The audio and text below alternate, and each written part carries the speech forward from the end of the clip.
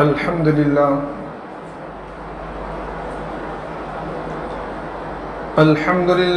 نحمده ونستعينه ونستغفره ونؤمن به ونتوكل عليه ونعوذ بالله من شرور أنفسنا ومن سيئات أعمالنا من يهد الله فلا مضل له ومن يضلله فلا هادي له ونشهد أن لا إله إلا الله وحده لا شريك له ولا نظير له ولا معين له ولا مشير له ولا مثال له ولا مثل له ونشهد أن سيدنا وسندنا وشفيعنا وحبيبنا ومولانا محمدا عبده ورسوله أما بعد فقد قال الله تبارك وتعالى في القرآن المجيد والفرقان الحميد فأعوذ بالله من الشيطان الرجيم بسم الله الرحمن الرحيم وإذ ابتلى إبراهيم ربه بكلمات فأتمهن صدق الله العظيم۔ قبل اس کے کہ بات شروع ہو ایک مرتبہ بلند آواز کے ساتھ درود شریف پڑھ لیں۔ اللہم صلی علی سیدنا مولانا محمد وعلی آل سیدنا مولانا محمد وبارک وسلم کما تحب وترضى عدد ما تحب وترضى یا کریم۔ میرے محترم بزرگوں، دوستوں اور عزیز ساتھیوں، یہ ذی الحجہ کا مہینہ شروع ہو چکا ہے اور آج ذی الحجہ کی 4 تاریخ ہے۔ میں نے پچھلے جمعے میں بتلایا تھا کہ ذی الحجہ کے یہ 10 ایام اور یہ راتیں بڑی عظیم الشان ہیں، جن راتوں کی اللہ تبارک و تعالیٰ نے قرآن کریم کے اندر قسم کھائی ہے، والفجر ولیال عشر۔ اور اللہ کے رسول صلی اللہ علیہ وسلم سے روایت ہے کہ اللہ تبارک و تعالیٰ کو ان ایام کے اندر جتنا بندے کے عمل محبوب اور پسندیدہ آتے ہیں اتنے اور ایام کے اندر نہیں آتے۔ اللہ تبارک و تعالیٰ نے انسانوں کو پیدا کیا، انسانوں کی ہدایت کے لیے اللہ تبارک و تعالیٰ نے انبیاء کرام کو مبعوث فرمایا، جس سلسلے کی آخری کڑی جناب محمد مصطفیٰ صلی اللہ علیہ وسلم ہے، اور اسلام اب آخری مذہب ہے، یہ امت آخری امت ہے، اللہ کے رسول صلی اللہ علیہ وسلم بالکل آخری نبی ہے، اب کوئی نیا نبی نہیں آئے گا۔ حدیث پاک کے اندر آتا ہے بنی الاسلام علی 5، کہ اسلام کی بنیاد 5 چیزوں پر رکھی گئی ہے۔ شہادت ان لا الہ الا اللہ واشہد ان محمد عبدہ ورسولہ، سب سے پہلے یہ کہ اس بات کی گواہی دینا کہ اللہ تبارک و تعالیٰ کے علاوہ کوئی عبادت کے لائق نہیں، حضرت محمد مصطفیٰ صلی اللہ علیہ وسلم اللہ کے بندے اور اس کے رسول ہیں۔ نماز کو قائم کرنا اور زکوٰۃ ادا کرنا، رمضان شریف کے روزے رکھنا اور حج ادا کرنا، یہ 5 بنیادیں ہیں۔ اس میں سب سے پہلی چیز جو ہے وہ ہے کلمہ۔ کلمہ یہ قولی عبادت ہے، زبان سے ادا ہوتی ہے، اور اللہ تبارک تعالیٰ نے جتنی عبادتیں ارکان اسلام کے اندر رکھی ہیں ان تمام عبادتوں کی ایک عظیم اور ایک الگ ہی شان ہے، سمجھے۔ کلمہ جو ہے یہ قولی عبادت ہے، اس کے لیے کوئی شرط نہیں ہے، نہ جگہ کی شرط ہے نہ وقت کی شرطیں ہیں، سمجھے۔ جو بندہ جہاں چاہے جس طرح چاہے کھڑے ہو کر ذکر کر سکتا ہے، بیٹھ کر ذکر کر سکتا ہے، لیٹے ہوئے کلمہ پڑھ سکتا ہے، سفر میں پڑھ سکتا ہے، حضر میں پڑھ سکتا ہے، مسجد میں پڑھ سکتا ہے، گھر میں پڑھ سکتا ہے، یہ ہر جگہ کی عبادت ہے۔ دوسری عبادت ہے وہ ہے نماز۔ نماز یہ دن بھر کے اندر 5 گانا عبادت ہے کہ 5 مرتبہ اللہ کے سامنے جھکنا، اللہ کی عبادت کرنا۔ اس کے لیے بھی جگہ کی قید نہیں ہے۔ پہلے انبیاء کرام کے اندر نماز پڑھنا یا عبادت کرنے کے لیے عبادت گاہ میں جانا ضروری تھا۔ یہ اللہ کے رسول صلی اللہ علیہ وسلم کی خصوصیات میں سے ہے۔ اللہ کے رسول صلی اللہ علیہ وسلم نے فرمایا کہ میرے لیے روئے زمین کی ساری مسجد پاک قرار دی گئی، سجدگاہ قرار دی گئی، جو شخص جہاں نماز کا وقت آ جائے وہاں نماز پڑھ لے، نماز ادا ہو جائے گی۔ ہاں، نماز کے ثواب میں کمی ہوگی۔ اگر ایک آدمی ہے اس نے نماز کے باہر پڑھ لیا تو اس کو ایک نماز کا ثواب ایک ہی ملے گا۔ اس نے آ کر اپنے محلے میں نماز پڑھی ہے تو اس کو ایک نماز کا ثواب 27 نمازوں کے برابر ملے گا۔ اس نے وہ نماز جامع مسجد میں جا کے پڑھی ہے تو اس کو ایک نماز کا ثواب 500 نمازوں کے برابر ملے گا۔ اس نے وہ نماز بیت المقدس یا مسجد نبوی میں پڑھی ہے تو اس کو ایک نماز کا ثواب 25,000 اور ایک روایت کے مطابق 50,000 نمازوں کا ثواب ملے گا۔ اور اس نے وہی نماز کعبۃ اللہ کے اندر پڑھی ہے، اللہ کے گھر کے اندر پڑھی ہے، حرم کے اندر پڑھی ہے تو اس کو ایک نماز کا ثواب 1,00,000 نماز کے برابر ملے گا۔ تو نماز یہ پنجگانہ عبادت ہے۔ اس کے بعد ہے زکوٰۃ۔ زکوٰۃ یہ مالی عبادت ہے کہ مالی عبادت یہ سالانہ عبادت ہے کہ سال میں ایک مرتبہ زکوٰۃ کی ادائیگی ہوتی ہے۔ اس کے بعد روزہ ہے، یہ بھی جسمانی عبادت ہے، یہ بھی سال میں ایک مرتبہ۔ اور حج جو ہے وہ سال میں زندگی بھر میں ایک مرتبہ ہے، پورے عمر کے اندر ایک مرتبہ۔ اور یہ حج ایک ایسی عبادت ہے جو ساری عبادتوں کا مجمع ہے، ساری عبادتوں کا جامع ہے۔ اس عبادت کے اندر قولی عبادت بھی ہے کہ پڑھنا، تلبیہ پڑھنا ہوتا ہے، لبیک اللہم لبیک لا شریک لک لبیک ان الحمد والنعمت لک والملک لا شریک لک، تلبیہ پڑھنا ہوتا ہے۔ یہ مالی عبادت بھی ہے کہ حج کے لیے ظاہر بات ہے کہ صاحب استطاعت ہونا خود شرط ہے اس کے لیے۔ یہ جسمانی عبادت بھی ہے کہ حج کی ادائیگی کے لیے انسان کو مشقت برداشت کرنی ہوتی ہے، تکلیف برداشت کرنی ہوتی ہے اور مشقت اٹھانی پڑتی ہے۔ تو حج ایک ایسی عبادت ہے جو سارے عبادتوں کو جامع ہے۔ تو گویا زبان کلمہ جو ہے یہ ذاکرین کی عبادت ہے، نماز عابدین کی عبادت ہے، زکوٰۃ مالداروں کی عبادت ہے، سمجھے، روزہ یہ مجاہدین کی عبادت ہے، اور حج جو ہے یہ عاشقین کی عبادت ہے۔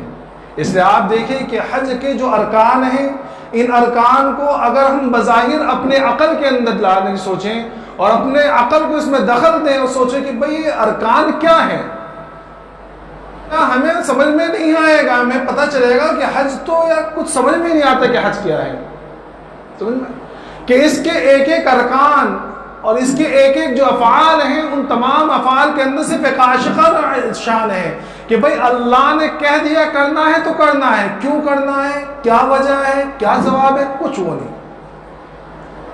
آپ دیکھیے کہ سعی کرتے ہیں، دوڑنا ہوتا ہے، رمل کرنا ہوتا ہے، طواف کے اندر جو ہے رمل وہ کرنا پڑتا ہے۔ تو اب آپ دیکھیں کہ جب صفا مروہ کی سعی ہو رہی ہے تو اب رمل کر رہے ہیں وہاں اور دوڑ رہے تو آپ کو پتہ چلے گا کہ اچھے خاصے لوگ ڈاکٹر ہیں، انجینئر ہیں، سائنسداں ہیں اور بڑے سنجیدہ قسم کے لوگ جو اپنے علاقے میں زیادہ بات بھی نہیں کرتے، زیادہ گفتگو نہیں کرتے اور وہ لیے دیے رہتے ہیں، وہ بھی وہاں دوڑے جا رہے ہیں۔ ارے بھائی کیوں دوڑ رہے ہو، کیا وجہ ہے؟ کچھ نہیں، بس یہ کہ اللہ اور اس کے رسول نے کہہ دیا دوڑنا ہے۔ اس کے بعد اللہ کا حکم ہوگا کہ چلو یہاں سے نکلو یہاں سے، مینا میں جا کے پڑھو۔ کیا کرنا ہے مینا میں؟ کچھ نہیں کرنا ہے، مینا میں 5 نمازیں ادا کرنی ہے۔ حالانکہ حرم میں رہ رہا تھا، حرم میں رہ کر ایک نماز کا ثواب 1,00,000 نماز کے برابر مل رہا تھا، لیکن وہاں جا کے مینا میں پڑاؤ ڈال دیا۔ اب اگر کوئی شخص کہے کہ بھائی میں 1,00,000 نماز کا ثواب چھوڑ کر مینا میں جا کے کیوں نماز پڑھوں، تو پتہ چلے گا کہ وہاں اگر وہ رکا رہا حرم کے اندر تو اب نماز کا ثواب تو چھوڑو، اس کو الٹا گناہ ملے گا، سمجھے۔ اب رمی جمرات کر رہا ہے، بڑے بڑے ڈاکٹر، انجینئر، سائنسداں بیکار میں ایک پتھر کو جو 7 کنکریاں مار رہے ہیں اور کود کے مار رہے ہیں، عجیب عجیب طریقے سے مار رہے ہیں۔ بھائی کیا ہے یہ؟ لاکھوں کروڑوں روپے انسان خرچہ کر کے جا رہا ہے، ہر سال پر لاکھوں کے حساب سے لوگ جاتے ہیں، ان کے اوپر کروڑوں اربوں روپے خرچہ ہوتے ہیں، وہ کرتے کیا رہے ہیں؟ پتھریں مار رہے ہیں۔ بھائی کیوں؟ تو میں نے بتلایا نا کہ اگر ہم عقل کے گھوڑے دوڑائیں گے تو ہمیں سمجھ میں نہیں آئے گا کہ بھئی حج کیا ہے۔ وہاں یہ ہے کہ بس اللہ اور اس کے رسول نے کہہ دیا تو کہہ دیا، ہمیں کرنا ہے، ہمیں دوڑنا ہے، ہمیں اکڑ کر چلنا ہے، ہمیں حرم کی نماز کو چھوڑ دینا ہے۔ میں نے بتلایا تھا کہ جب وہاں جاتے ہیں عرفات کے میدان میں تو عام دنوں کے اندر جیسے ہم یہاں اپنے مقام پر ہیں اور عرفہ کے ایک ہی دن کو چھوڑ کر آپ پورے 359 دن کے اندر اگر کوئی شخص چاہے کہ بھئی مجھے بہت ضروری کام ہے، میں اپنے کام کو ذرا مؤخر کر کے یا میرا جلدی جانا ہے، مجھے تو نماز کو یا تو تاخیر سے پڑھوں یا جلدی پڑھ لوں، اپنے وقت سے پہلے پڑھ لی، اپنے وقت کے بعد پڑھ لوں، تو فرمایا یہ گناہ کبیرہ میں داخل ہو گیا۔ کوئی شخص اگر اپنے مقام پر رہ کر 2 نمازوں کو ایک ساتھ میں ادا کرے، اللہ کے رسول صلی اللہ علیہ وسلم فرمائے کہ گناہ کبیرہ کے دروازوں میں داخل ہو گیا۔ لیکن وہی شخص، وہی لوگ جب عرفہ کے میدان میں ہیں، وقوف عرفہ کر رہے ہیں، عرفات میں ہیں، تب حکم ہے کہ عصر کی نماز ظہر کے وقت میں پڑھو۔ کیا حکم ہے؟ کہ عصر کی نماز اپنے وقت کو چھوڑ کر ظہر کے وقت میں پڑھو اور ساتھ میں پڑھو۔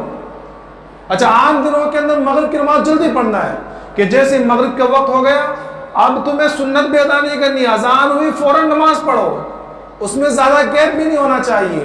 لیکن عرفات کے میدان میں، وہاں حج کے ایام میں یہ حکم ہے کہ اب مغرب کی نماز تمہیں جلدی نہیں پڑھنی ہے، اپنے وقت پر نہیں پڑھنی، بلکہ عرفات سے نکل جاؤ، وہاں جاؤ مزدلفہ میں، اور وہاں جا کر مغرب عشاء کے وقت میں عشاء کے ساتھ میں پڑھو۔ سمجھ میں آ رہا ہے؟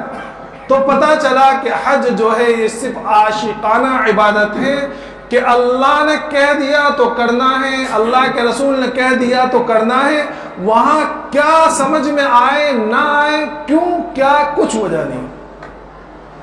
اور اللہ تبارک و تعالیٰ ان افعال کو کرا کر، ان ارکان کو کرا کر، ان مناسک حج کو کرا کر یہ بتلانا مقصود ہے اور یہ سمجھانا مقصود ہے امت کو کہ دیکھو کسی چیز میں کوئی ثواب نہیں رکھا، کوئی فائدہ نہیں رکھا، بلکہ ہر جگہ اللہ کا حکم ہے۔ اللہ نے جس وقت جو حکم دے دیا وہ کرنا ہے، اور جس وقت جس چیز سے روک دیا اس سے رک جانا ہے۔ یہ ہے اصل عبادت اور اصل بندگی، کہ جب اللہ نے کہہ دیا وہ کرنا ہے، جس طرح کہا ویسا کرنا ہے۔ اس لیے میں عام طور پر مغرب کی نماز کی مثال دیتا ہوں کہ دیکھو مغرب کی نماز نہ تو 2 رکعت ہے، نہ 4 رکعت ہے، 3 رکعت۔ اب اگر کوئی شخص بولے کہ بھئی یہ عدد کیا، ہم اس کو جفت کر لیتے ہیں کہ یا تو 2 رکعت پڑھیں گے یا کم نہیں کرتے بلکہ عبادت کو بڑھا دیتے ہیں اور ہم 3 کے بجائے 4 رکعت ہی مغرب کی نماز پڑھیں گے۔ تو اگر کوئی شخص مغرب کی 3 رکعت کی جگہ پر 4 رکعت پڑھے تو اس نے کیا کر لیا؟ 2 سجدے ایکسٹرا کیے، رکوع زیادہ کیا، سورہ فاتحہ زیادہ پڑھی، سمجھے، تسبیحات زیادہ ہوئی، یہی تو ہوا ہے۔ لیکن کیا آپ کو سمجھ میں آیا کہ نماز ہوگی اس کی؟ نہیں۔ یہ 1 رکعت ملانے کی وجہ سے اس کی 3 رکعت بھی برباد ہو جائے گی، اس پوری نماز خراب۔ کیوں؟ کیونکہ اس نے اللہ کے حکم کو اور اللہ کے رسول کے طریقے کو چھوڑ دیا۔ اللہ اور اس کے رسول کا حکم ہے کہ مغرب کی نماز میں 3 رکعت پڑھنی ہے، تو اب ہمیں 3 رکعت ہی پڑھنی ہے۔ سمجھ میں آ رہا ہے؟ تو یہ حج اور پوری زندگی ہماری یہ صرف اللہ اور اس کے رسول کی اطاعت پر ہے کہ ہم جب تک اللہ اور اس کے رسول کی اطاعت کرتے رہیں گے، اللہ ہمیں دنیا میں بھی کامیاب کرے گا اور آخرت میں بھی کامیاب کرے گا۔ اور جہاں ہم نے اپنی عقلی گھوڑے دوڑائے اور اپنی عقل کو استعمال کیا کہ بھئی یہ کیوں ہے، کیسا ہے، کیا ضرورت ہے، ہم اس کے بدلے یہ کام کر لیں، تو فرمایا کہ دنیا بھی خراب اور آخرت بھی خراب۔ جیسے ابھی یہ قربانی کا موقع آنے والا ہے، تو ہمارے بہت سارے نوجوان یا ہمارے بہت سارے وہ لوگ جو پڑھے لکھے وہ لوگ یہ کہتے ہیں کہ بھئی قربانی کرنے کی ضرورت کیا ہے، حالانکہ معاشی اعتبار سے، اکنامک کے اعتبار سے اگر قربانی کا صحیح تخمینہ اور اندازہ لگایا جائے تو قربانی صرف یہ 3 دن کا عمل، یہ 3 دن کا عمل لاکھوں کروڑوں لوگوں کی روزی کا سبب بنتا ہے۔ سمجھ میں آ رہا ہے؟ یہ 3 دن کا عمل، یہ قربانی والا عمل لاکھوں کروڑوں لوگوں کی روزی کا سبب بنتا ہے کہ جانور کی خریداری کرنے سے کسانوں کے جانور بکتے ہیں، چارے والوں کے جو غریب چارہ جمع کرتے ہیں ان کا چارہ بکتا ہے، پھر اس کا وہ لوگ جو غریب ہیں بیچارے ان لوگوں کو کیا کہتے ہیں گوشت کھانے کا موقع ملتا ہے، اور جو قریشی برادران ہیں ان کو اس سے آمدنی ہوتی ہے، پھر اس کی ہڈیاں الگ بکتی ہیں، اس کی کھالیں الگ بکتی ہیں۔ یہ سارا ایک سرکولیشن ہے اور یہ سارا ایک وہ ہے کہ نظام چل رہا ہے۔ اگر اس نظام کو ہم دیکھیں تو کروڑوں لوگوں کی روزی اس قربانی کے عمل سے جڑی ہوئی ہے۔ لیکن آج ہمارے وہ لوگ، وہ مسلمان غیر تو چھوڑیے، وہ مسلمان جو اسلام کو اپنے عقل کے نظریے سے دیکھتے ہیں، وہ یہ کہتے ہیں کہ بھئی یہ پیسے ضائع کرنے کی ضرورت کیا ہے، اتنے کروڑوں اربوں روپے خرچ کر کے جانوروں کی قربانی کرنے کے بجائے کسی غریب کو پیسہ دے دو۔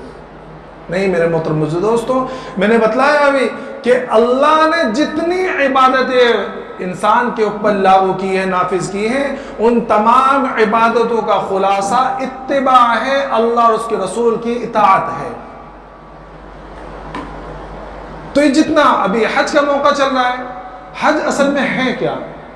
اگر آپ دیکھیں گے تو حج اصل میں ابراہیم علیہ السلام کی قربانی اور آپ کی وفا شعار بیوی کا جذبہ ایثار اور آپ کے بیٹے کی قربانی اصل ہے حج،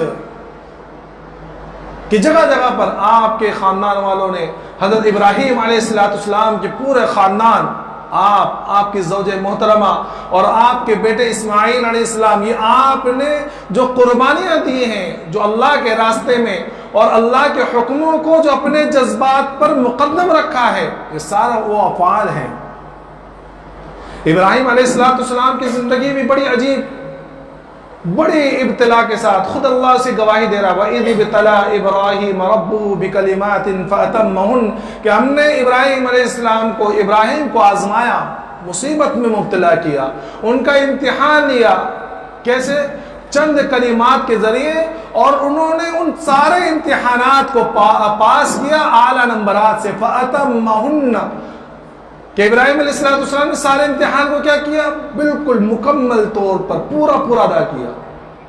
اگر آپ کے امتحانات پر نظر ڈالیں تو آپ کو پتہ چلے گا کہ آپ کے امتحان کے سب سے پہلا امتحان فکر و نظر کا امتحان، پھر عزم و ارادے کا امتحان، پھر ایمان و یقین کا امتحان، کہ فکر و نظر کا امتحان اس طرح لیا گیا کہ آپ کی پیدائش ایسے ماحول میں ہوئی ہے جو پورا ماحول بت والا، پورا ماحول شرک والا، کہ گھر کے باہر تو چھوڑیے، گھر کا ماحول ہی ایسا کہ ابراہیم علیہ السلام کے والد خود بت بنانے والا، تصویر بنانے والا، مجسمے بنانے والا خداؤں کے، ان کے بتوں کے،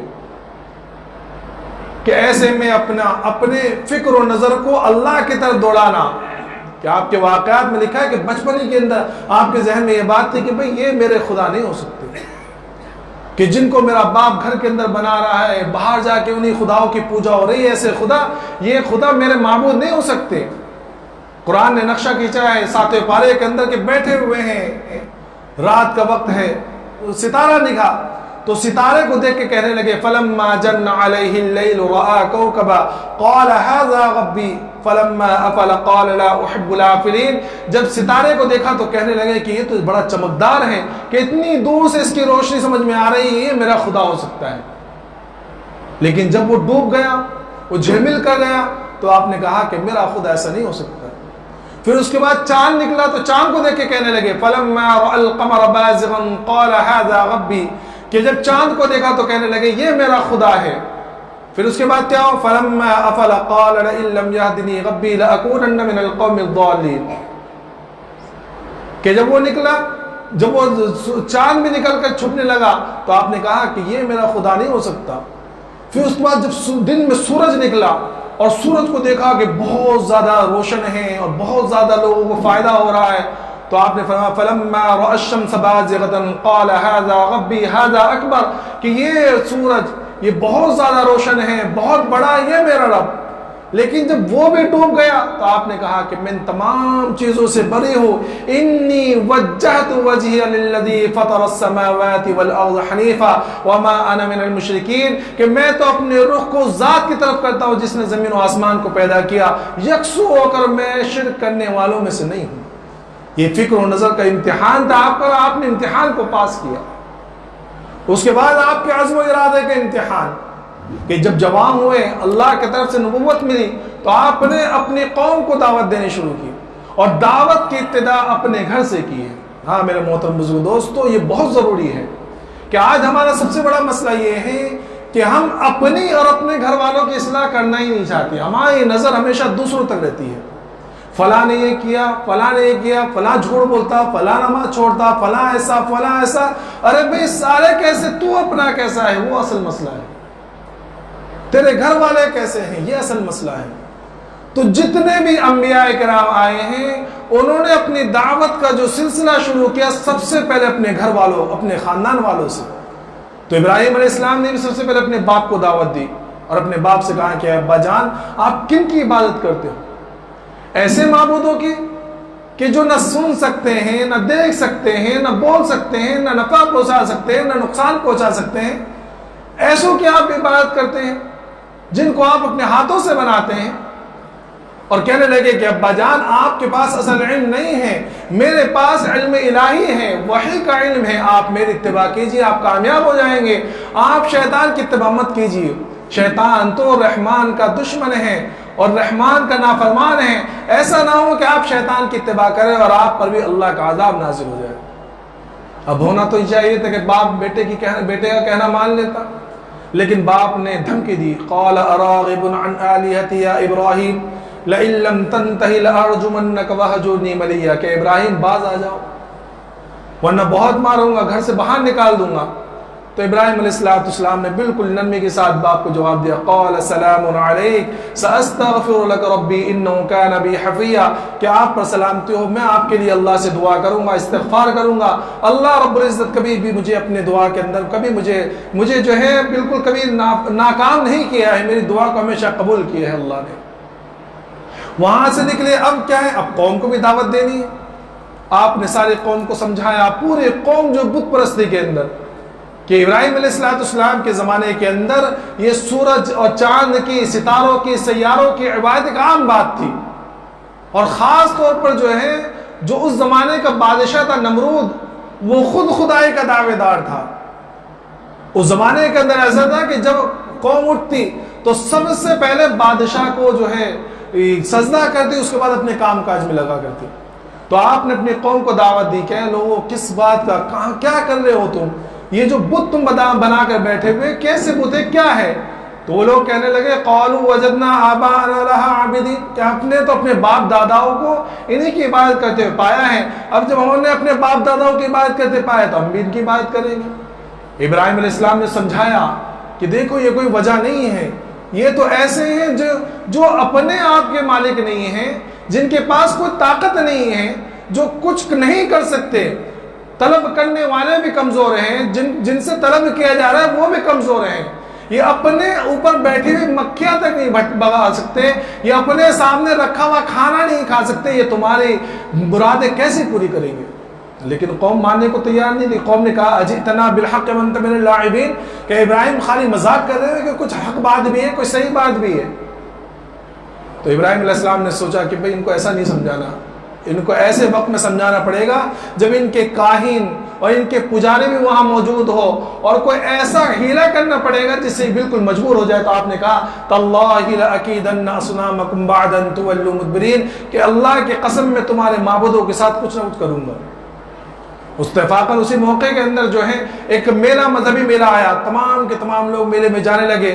کچھ لوگوں نے ابراہیم علیہ السلام سے بھی کہا کہ چلو تم بھی چلو، تو ابراہیم علیہ السلام نے پہلے تو منع کیا۔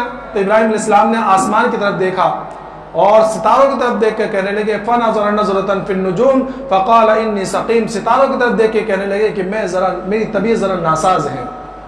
تو ان لوگوں نے سوچا کہ بھئی میں نے بتلایا نا کہ وہ بت پرستی اور ستارہ پرستی کے ایک دم عادی تھے، تو ان لوگوں نے سوچا کہ ابراہیم نے بھی ستاروں کی طرف دیکھا، ہو سکتا ہے کسی برے ستارے کے زیر اثر ہو، اس لیے ان کی طبیعت خراب ہو، تو وہ ان کو چھوڑ کے چلے گئے۔ اب ابراہیم علیہ السلام نے اپنا کام دکھانا شروع کیا۔ ابراہیم علیہ السلام جو ہے ان کے بت خانے میں بڑا جو ان کا مندر تھا وہاں پہنچے، اور وہاں پہنچ کر جب دیکھا کہ عجیب عجیب قسم کے بت، کوئی کھڑا ہے، کوئی بیٹھا ہے، اور کوئی پتھر کا، کوئی لوہے کا، کوئی لکڑی کا، اور کسی کا ہاتھ اٹھا ہوا، کسی عجیب عجیب قسم کے بت ہیں، اور ان کے سامنے عجیب عجیب قسم کے نئے نئے اور بہترین قسم کے جو کھانے رکھے ہوئے ہیں۔ تو پہلے ابراہیم علیہ السلام نے اپنی حجت کو پورا کیا، ان سے کہا کہ بھئی کیا بات ہے، قال ما لکم لا تنطقون، اور کہا کہ تم بات کیوں نہیں کرتے، تم مجھ سے بات کرو، تم کھاتے کیوں نہیں ہو، تمہارے سامنے اتنے وہ کھانے رکھے ہوئے، تم کھاتے کیوں نہیں ہو؟ جب کوئی جواب نہیں آیا تو ابراہیم علیہ السلام نے جو ہے ایک کلہاڑا لیا، ایک بڑے بت کو جو ہے اس کو چھوڑ دیا، اور جتنے چھوٹے چھوٹے بت تھے جو معبود انہوں نے بنا رکھے تھے ساروں کو توڑ دیا، کسی کا ہاتھ کسی کا پیر، ساروں کو توڑ کر جو کلہاڑا تھا وہ بڑے والے بت کے کندھے پر رکھ کے واپس آ گئے۔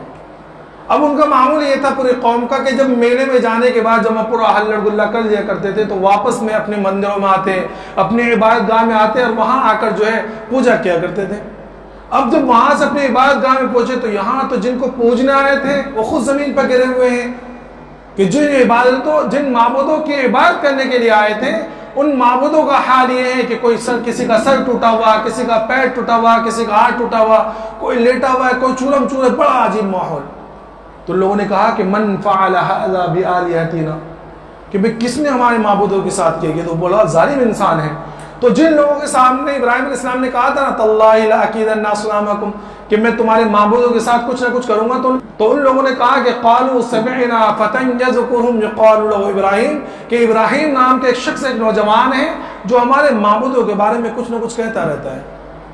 تو لوگوں نے کہا کہ اچھا ابراہیم علیہ السلام کو بلاؤ، کہ فَأْتُوا بِهِ عَلَىٰ أَعْيُنِ النَّاسِ، کہ بلاؤ لوگوں کے سامنے، ہم ان سے پوچھ گچھ کریں گے کہ انہوں نے یہ کیا ہے، اور اگر انہوں نے کیا ہے کہ بہت بڑا، انہوں نے اگر کیا ہے تو یہ تو بہت بڑا ظلم ہے۔ ابراہیم علیہ السلام کو لایا گیا۔ اب ابراہیم علیہ السلام کو موقع مل گیا تو ابراہیم علیہ السلام سے انہوں نے پوچھا کہ ابراہیم انت فعلت هذا بآلهتنا، کہ آپ نے ہمارے معبودوں کے ساتھ یہ حرکت کی ہے؟ تو ابراہیم علیہ السلام نے کہا قال بل فعل کبیرهم هذا فاسألوهم ان كانوا ينطقون، کہ نہیں ان کے بڑے نے کیا ہے۔ روایت میں مفسرین لکھتے ہیں کہ دیکھو بظاہر ہمیں ایسا لگتا ہے کہ کیا تو ابراہیم علیہ السلام نے تھا اور نام ڈالے کہ ان کے بڑے نے کیا ہے، تو بظاہر جھوٹ ہے، لیکن ابراہیم علیہ السلام نے یہاں توریہ کیا۔ توریہ مطلب کہ بظاہر وہ جھوٹ لگتا ہے لیکن وہ اصل میں حقیقت ہوتا ہے۔ کہ کیا کہا ابراہیم علیہ السلام؟ بل فعل، کہ ان کے بڑے نے کیا ہے۔ تو نبی جو ہوتا ہے وہ روئے زمین پر اپنے جتنے بھی ہوتے ہیں، روئے زمین میں سارے مخلوق سے بڑا کون ہوتا ہے؟ نبی ہوتا ہے، اس کا مرتبہ زیادہ ہوتا ہے۔ تو بظاہر یہ کہا کہ ان کے بڑے نے کیا، تو کس نے کیا؟ ابراہیم علیہ السلام نے کیا۔ لیکن وہ قوم کو کیا لگا کہ ابراہیم کہہ رہے کہ جو بڑا بت ہے اس نے کیا ہے۔ تو ابراہیم علیہ السلام نے توریہ کر لیا اور ان کے طرف اشارہ بھی کر دیا، کہہ دیا کہ اگر یہ بات کر سکتے تو ان سے پوچھو، بھئی یہ اتنا بڑا تمہارا معبود ہے، تم اس کی پوجا کرتے ہو اور تم یہ سمجھتے ہو یہ نفع نقصان کا مالک ہے، تمہیں فائدہ پہنچا سکتا ہے، تمہیں تمہارے لیے بارش برسا سکتا ہے، تمہارے سارے کام کر سکتا ہے، تو بھائی جو بڑا بت اپنے چھوٹے چھوٹے خداؤں کی، اپنے چھوٹے چھوٹے چہروں کی حفاظت نہیں کر سکتا، وہ تمہاری کیا حفاظت کرے گا؟ اور یہ بات وہ بھی جانتے تھے، تو فوراً اپنے سر کو جھکا لیا اور بعد میں سر اٹھا کے کہنے لگے کہ ابراہیم تم چالاک ہو بڑے، تم جانتے ہو کہ یہ بات نہیں کر سکتے۔ اب ابراہیم علیہ السلام کو موقع مل گیا۔ ابراہیم علیہ السلام نے کہا اف لکم ولما تعبدون، کہ تو پھر تمہارے اوپر، تمہارے معبودوں کے اوپر، کہ تم ایسے لوگوں، ایسے خداؤں کو مانتے ہو کہ جو خدا ما لا ينفعکم شیئا ولا یضرکم، جو تمہیں ذرہ برابر فائدہ نہیں پہنچا سکتے، تمہیں نقصان نہیں پہنچا سکتے۔ ابھی اتنی بڑی دلیل تھی کہ اگر کوئی عقل والا ہوتا اور کوئی سمجھنے والا چاہتا، کوئی اگر حقیقت کا طالب ہوتا اور کوئی یہ چاہتا کہ وہ حق اس کو مل جائے تو وہ ایمان لے کر آ جاتا فوراً۔ لیکن وہاں تو سارے کے سارے لوگوں کو شرک فوبیا تھا، وہ شرک میں مبتلا تھے، تو اس وقت میں بھی بالکل عقل سے الٹی بات کرنے لگے۔ کیا؟ کہ جن معبودوں سے وہ خود اپنے درستگی کے لیے مانگا کرتے تھے، اپنے حال صحیح کروانے کے لیے مانگا کرتے تھے، اپنے مال و اولاد کے لیے دعائیں کیا کرتے تھے، ان کے بارے میں کہنے لگے قالوا حرقوه وانصروا آلهتكم ان كنتم فاعلین، کہ ابراہیم علیہ السلام کو جلاؤ اگر تم اپنے معبودوں کی مدد کرنا چاہتے ہو، کہ جن معبودوں کو تم اپنا خالق مانتے ہو، اپنا معبود مانتے ہو، اپنا کرتا دھرتا مانتے ہو، اگر انہیں تمہاری مدد کی ضرورت پڑے تو وہ کیسے تمہارے معبود ہیں؟ یہ بات جو ہے ابراہیم علیہ السلام کی یہ بات اور یہ واقعہ چلتا چلتا جو ہے بادشاہ وقت نمرود تک پہنچا۔ تو نمرود نے سوچا کہ بھئی یہ تو بڑا عجیب معاملہ ہے، اگر یہ بات سارے لوگوں کے دماغ میں بیٹھ گئی تو جو لوگ مجھے خدا مانے ہوئے ہیں اور جو میری پرستش کرتے ہیں وہ میرے خدائی کا بھی انکار کر دیں گے اور آگے چل کر میری حکمرانی پر ختم ہو سکتی ہے۔ کیونکہ تاریخ کے اندر لکھا ہے کہ 4 بادشاہ ایسے گزرے ہوئے زمین کے اوپر کہ جن کو اللہ تبارک تعالیٰ نے پورے زمین کی حکمرانی عطا کی تھی، جس میں سے 2 مسلمان اور 2 کافر۔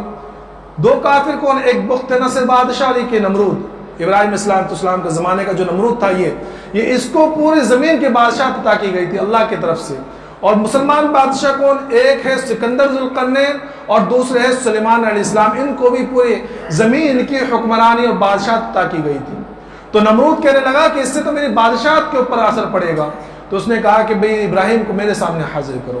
اب ظاہر سی بات ہے کہ دیکھو میں نے بتلایا کہ ایک عزم و ارادے کا امتحان، ایک ہے فکر و نظر کا امتحان جو بچپن میں ہوا، جہاں ستاروں کو آپ نے سوچا اور سورج کے بارے میں سوچا، چاند کے بارے میں سوچا، اور وہاں اللہ کی حکمرانی اور اللہ کی ربوبیت کو سمجھا۔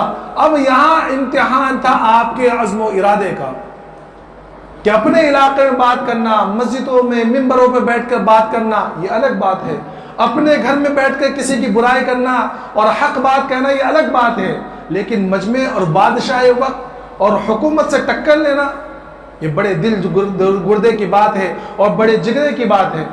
لیکن وہاں تو ابراہیم علیہ السلام تھے جن کی نسلوں کے اندر بعد میں آنے والے سارے انبیاء کرام کو آنا تھا، جن کی نسل کے اندر آقا مدنی محمد عربی صلی اللہ علیہ وسلم کو آنا تھا۔ وہاں کسی کے خوف کیسا؟ وہاں تو صرف ایک ذات کا خوف ہے، وہ ہے اللہ کا خوف۔ تو ابراہیم علیہ السلام نے کہا کہ بالکل میں تیار ہوں۔ آپ جو ہے نمرود کے دربار میں پہنچے تو وہاں نمرود نے کہا کہ بھئی ابراہیم کیا بات ہے، تم مجھے خدا نہیں مانتے؟ کہ کون ہے تمہارا خدا؟ تو ابراہیم علیہ السلام نے کہا کہ میرا خدا تو وہ ہے ربی الذی یحیی و یمیت، میرا خدا وہ ہے جو لوگوں کو زندہ بھی کرتا ہے اور مارتا بھی ہے، زندگی اس کے ہاتھ میں ہے، موت اس کے ہاتھ میں ہے، وہی جلاتا ہے وہی مارتا ہے۔ کہ اصل فلسفہ تو انسان کو کسی بھی چیز کو عدم سے وجود میں لانا، کہ پہلے کچھ نہیں تھا، اس کچھ نہ ہونے سے کسی چیز کو بنا دینا، کہ انسان ایک منی کا قطرہ تھا، اس سے ایک جیتا جاگتا انسان بنانا، یہ اصل عدم سے وجود میں لانا۔ لیکن چونکہ وہ اس نے اپنے آپ کو خدا مان رکھا تھا، لوگوں کو بہکانا بھی تھا، تو اس نے کہا کہ بھئی یہ تو میں بھی کر سکتا ہوں۔ اس نے اپنے جو وزیر تھا اس کو حکم دیا کہ بھئی جاؤ جیل خانے کے اندر جن کے پھانسی کا حکم تھا اور وہ مرنے والے تھے ان کو آزاد کر دو، اور 2 بے گناہوں کو پکڑ کے لاؤ، ان کو سزا دے دو، پھانسی دے دو۔ اب کہنے لگا کہ دیکھو میں بھی زندہ کرتا ہوں، میں بھی مارتا ہوں۔ اب ابراہیم علیہ السلام سمجھ گئے کہ بھئی یہ ایسا سمجھ میں نہیں آئے گا، اس کو کچھ ایسی دلیل دینی پڑے گی کہ جو سب کے سمجھ میں بھی آئے۔ اگر میں یہاں عدم اور وجود کا فلسفہ بیان کرنے لگ جاؤں تو یہ نہیں سمجھیں گے۔ فوراً ابراہیم علیہ السلام نے دوسری دلیل پیشی، کہا کہ میرا رب تو وہ ہے جو سورج کو مشرق سے نکالتا ہے اور مغرب میں ڈبوتا ہے۔ اگر تو خدا ہے تو سورج مغرب سے نکال اور مشرق میں ڈبو لے۔ ظاہر سی بات ہے کہ یہ ایسی دلیل تھی کہ کوئی کچھ نہیں کر سکتا۔ وہاں اس کے بارے میں دلیل بالکل لاجواب، فَبُهِتَ الَّذِي كَفَرَ، کہ بالکل مبہوت رہ گئے۔ اب کیا کرنا ہے؟ وہی کہ بھئی ابراہیم علیہ السلام کو جلاؤ، آگ میں ڈالو۔ یہ عزم و ارادے کے امتحان کا بالکل نقطہ ہے، یہ ایسا پیک ہے کہ جہاں انسان ڈگمگا جائے، کہ انسان کو آگ میں ڈالا جانا کوئی معمولی بات ہے؟ تو یہ امتحانات تھے، یہ ایسی قربانیاں تھی ابراہیم علیہ السلام کی کہ جس کے نتیجے میں اللہ تبارک و تعالیٰ نے آپ کی نسلوں کے انبیاء کرام کو پیدا فرمایا، اور آپ کے افعال کو اور آپ نے جو عمل کیے ان عمل کو حج کا ارکان بنا دیا، حج کے افعال بنا دیے، مناسک حج بنا دیے۔ اللہ تبارک و تعالیٰ ہم تمام کو کہنے سننے کے ساتھ عمل کی توفیق عطا فرمائے۔ انشاءاللہ آئندہ کے جو واقعات ہے، عید کا دن ہوگا اس کے اندر بیان کیے جائیں گے، خاص طور پر قربانی کا جو واقعہ ہے۔